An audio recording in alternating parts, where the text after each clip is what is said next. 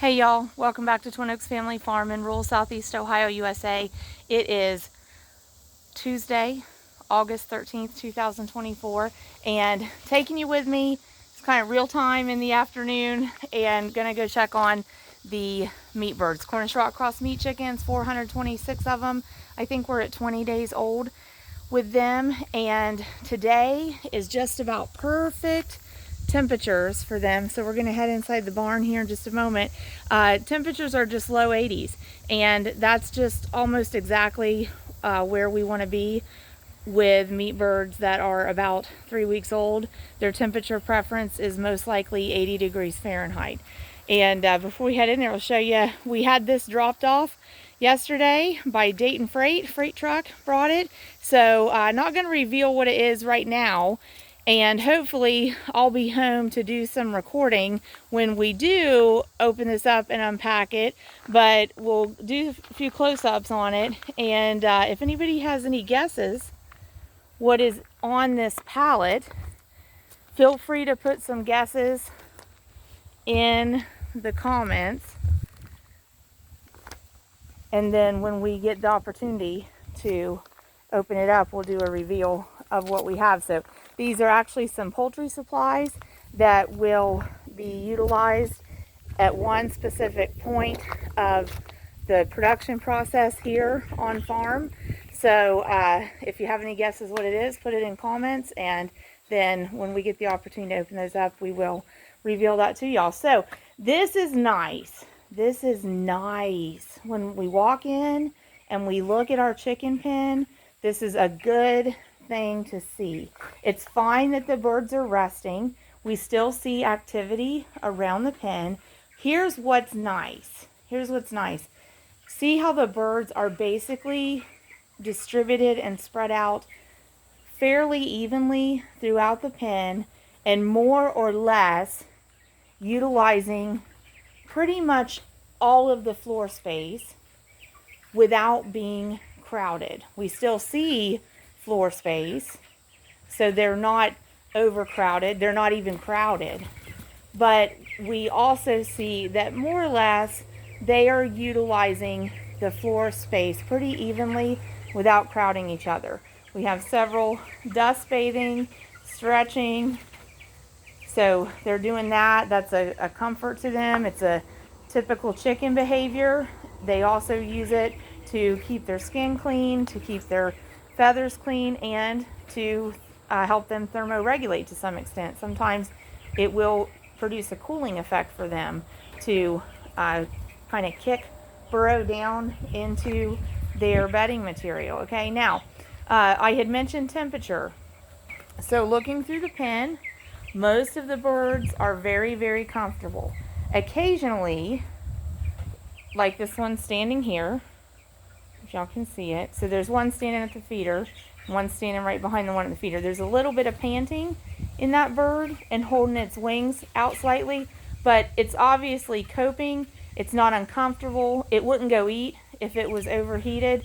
So we do see that the bird is eating. So the bird is coping with the temperature. So that's a great reference point, though, to show us, like, really we're right at like 81 degrees Fahrenheit, and they're about 20 days old, so let's say 3 weeks old, and the temperature reference we would expect these birds at this age to want is about 80 degrees Fahrenheit. So that's a great visual example that really truly 80 degrees Fahrenheit is like the top end max ambient temperature that Cornish rock cross meat chickens at 3 weeks old want. Okay, even right there where we have 3 or 4 sitting there, we see one, the one that's just stretching there now, was kind of showing a panting, and see the way it's sitting, it's exposing its underbelly.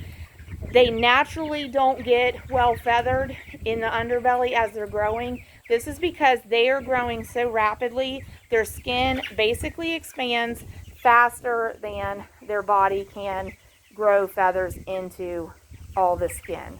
Okay, so that's why that is. We've got them eating here, so that's good. So we do have fans situated around the pen. We don't have any of the fans turned on. I'm just going to show you this one. This is normal. This bird is healthy and normal. See, I just brought its leg forward. was going to show y'all that that stretching posture is very typical for meat birds to do. We see it frequently. So was mentioning the fans. We actually don't have any of the fans turned on right at the moment because the breeze today is so nice, and having the doorways open catches that breeze and, you know, brings it through the barn, and so we get great air exchange. So we actually have a lot of good air movement here. I am going to, I think, turn on these 3 fans that are just on the other side of their wall, so we feel some air come from those, and that'll just kind of augment the air that's coming through here. And so right here, it is warmer right here just a little bit than it was where I was standing over there. So they'll appreciate having, we'll have that fan on right there. They'll get a little air here. So I also wanted to come in here and walk around their pen and move the birds around. And so we see we're getting good response from them as I'm walking through here. We turned this fan on. We'll get some air there. So as I was walking through there, we saw the birds moving. That's what we want. So as they move, there's a tendency for a lot of them to go to food, a lot of them go to water. So they're doing well on their waters. I can tell we're down about 1/3 of each water, okay? You can see they can circle up around there. And the feeders, they're working their way through the feeders. If they get all these feeders, now it's not quite empty, it's about here. If they get all those feeders emptied, we can put about 500 pounds of feed into the pen all at one time. So we do want them to be emptying their feed, eating it up, and so hopefully by tomorrow, by Wednesday, August 14th, which would be their day 21, hopefully by then we can put 8 to 10 more bags of feed into the pen for them. When we can do that, we've got about 13 bags of feed to go to get them to the halfway point on feed consumption.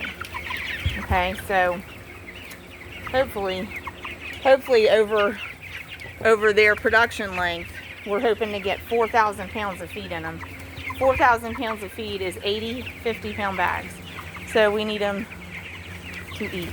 So you can see that one's a lot fuller. Like it's like here, okay? So, and we have a couple more feeders, the big capacity feeders we can put in the pen too for them. So that, you know, that'll help. But we want to get the feed in here. See, and they circle up around the feeders like that.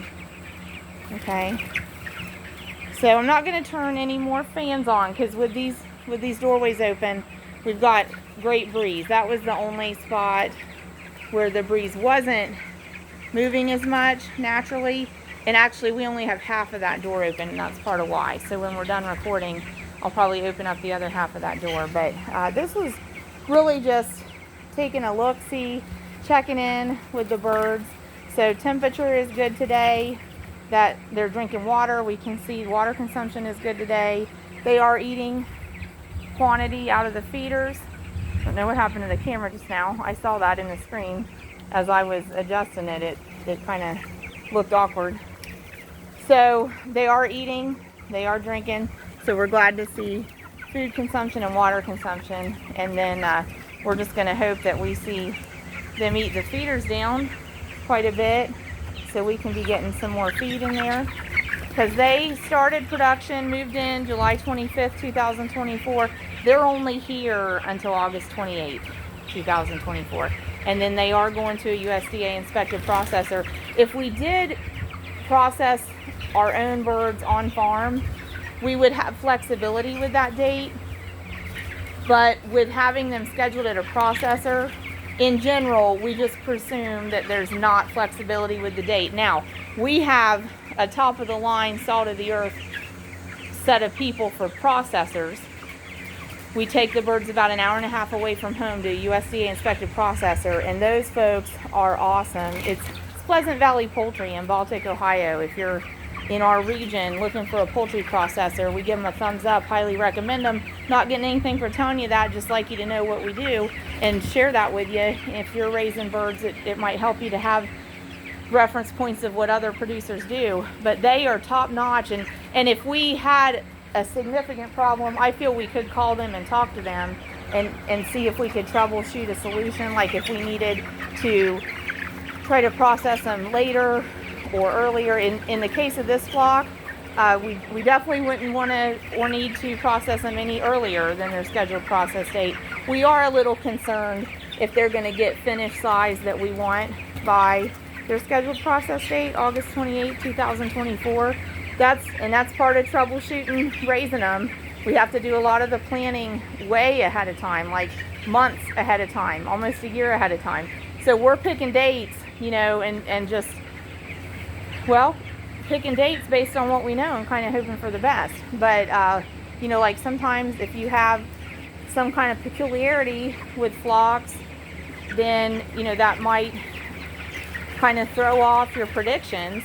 So like with this flock, we had a little bit of a hitching to get along when they were on their way here, kind of a flaw in the slaw in their transport, and they ended up longer in transport than we expected. So they got here for the most part, they were fine, but it was one less day of feed on the beginning end that we got into them. And then as it turned out, this was a flock that when we had to schedule processing and then schedule hatching, we were aiming for 35 days, and that was what was available, was exactly 35 days. And if we didn't go with that, it was going to be longer than we wanted. So we went ahead and went with the 35 days. So this flock was already on a short timetable for production. And then we also had them delayed in arriving after they were shipped from the processor. So, those kind of peculiarities can kind of throw off your predictions and your reference points. But this flock is doing good. We would say they're in the growing phase now. We are seeing them get more size in their structure, like, in their skeletal structure. And so as that attains kind of its maximum growth potential, then we'll start to see them convert feed to meat, and we'll start to see them filling out in the chicken breast and in the drumsticks and in the chicken thighs.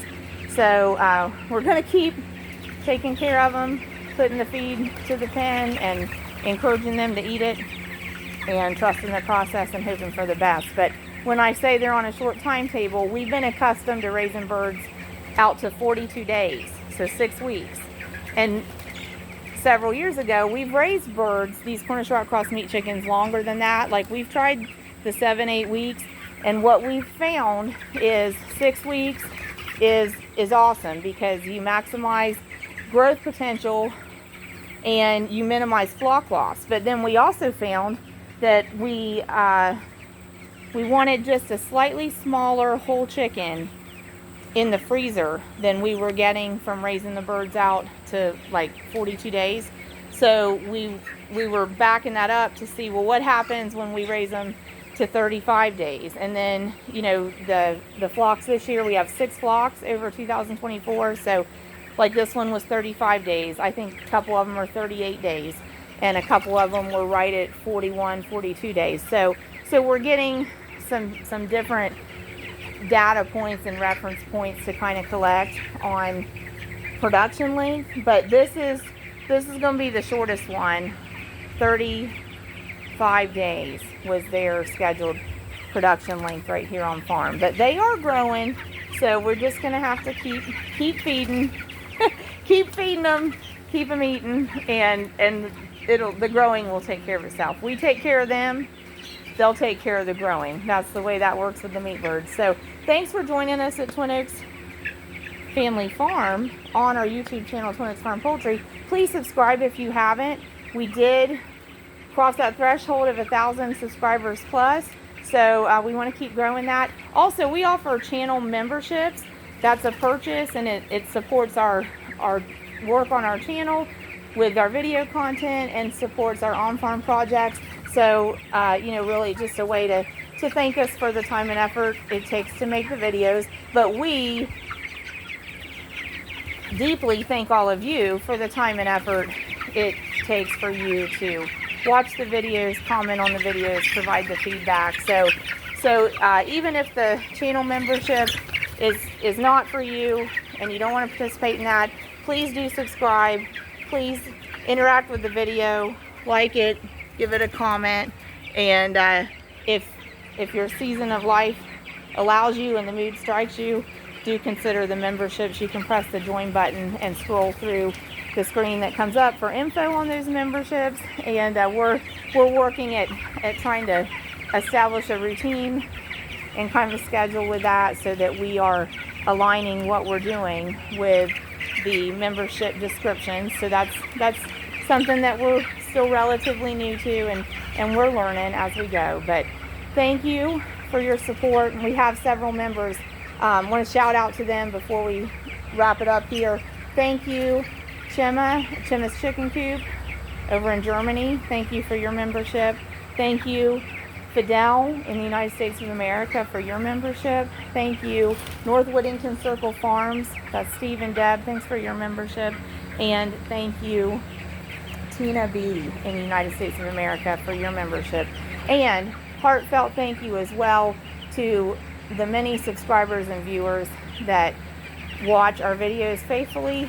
We appreciate it, and you have helped grow this channel to a fun and vibrant community of folks, and we enjoy the feedback that you put in the comments, and like I said, appreciate your time and effort supporting the channel. It's grown because of all of y'all. So thank you so much, and we'll wrap it up. And we hope that you'll check back in, and we'll let you know how it's going with the birds, and you can see how they're growing.